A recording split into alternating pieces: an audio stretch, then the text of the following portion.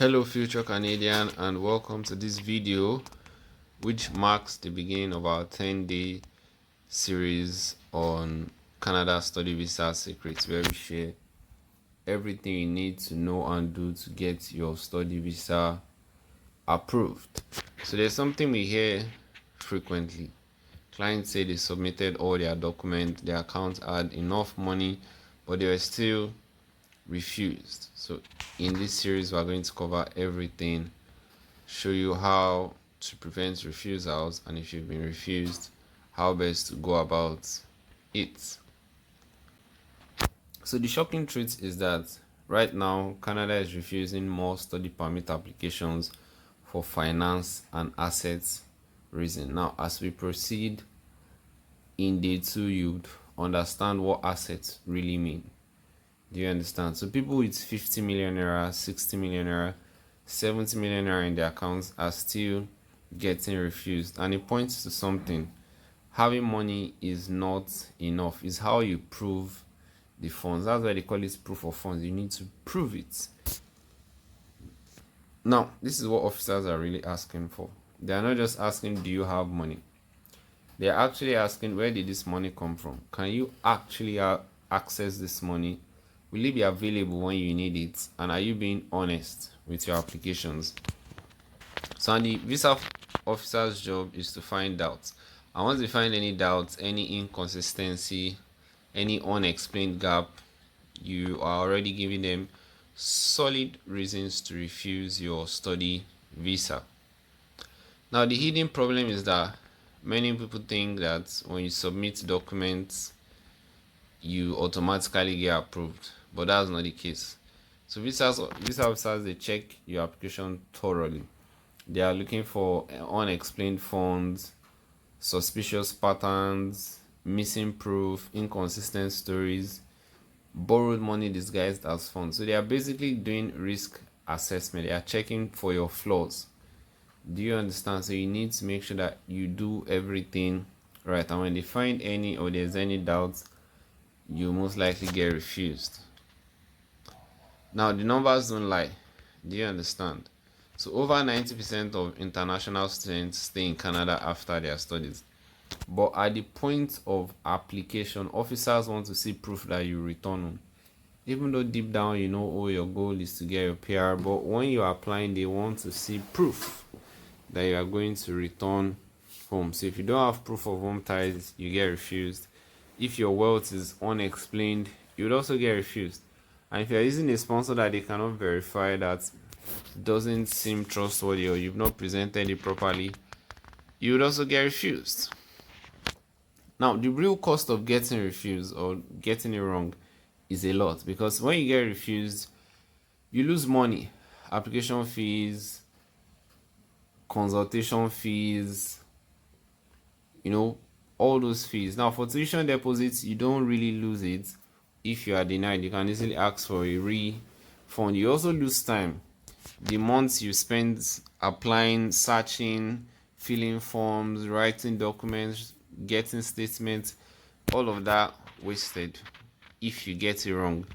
And the opportunity, you might have had to sacrifice some other things to focus on your relocation journey, and that's also something that would have to be part of the things that you could lose if your visa is refused.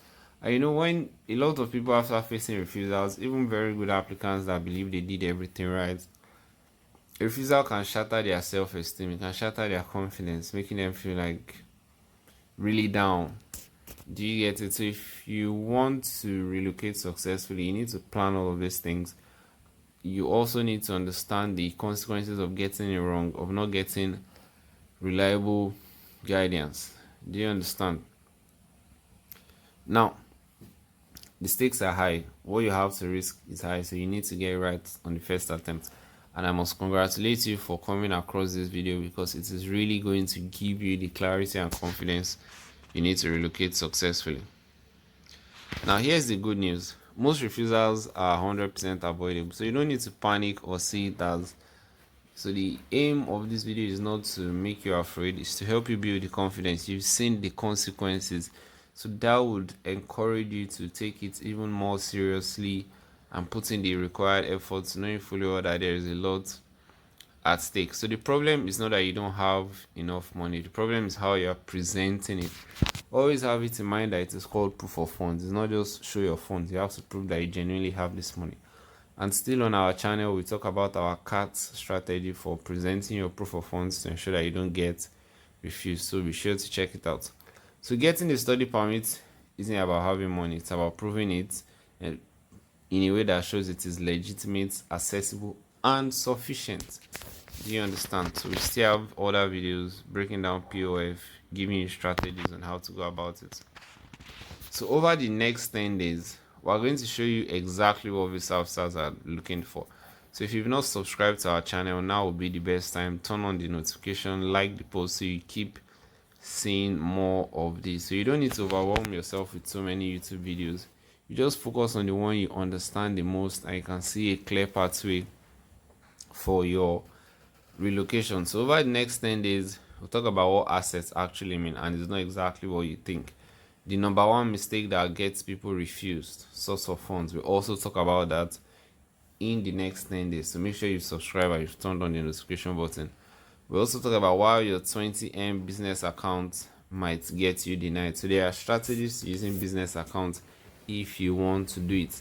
So we talk about the lump sum trap that catches 7% of applicants. So you can't just dump money there. You need to explain it. And we also have another video where we use one of our clients as a case study about how our inflow previously was low, then towards applying for visa she suddenly bumped it up with tuition debt, with POF, and it was flagged.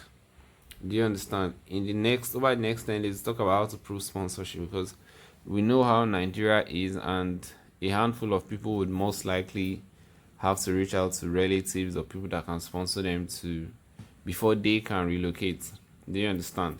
So we also are going to show you the documents that will make the visa officer say yes to your application. So how you present them, what you present is also very important. So you save this series because you want to refer back to it. So the key takeaway is that getting a Canadian study permit isn't just about having the money.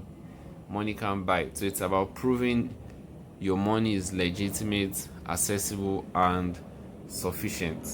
So we've come to the end of this video. If you found it valuable, like, share, leave a comment, ask your questions, I would attend to you. So stay tuned for day 2, where we talk about understanding assets part 1. So under this, cover land and property.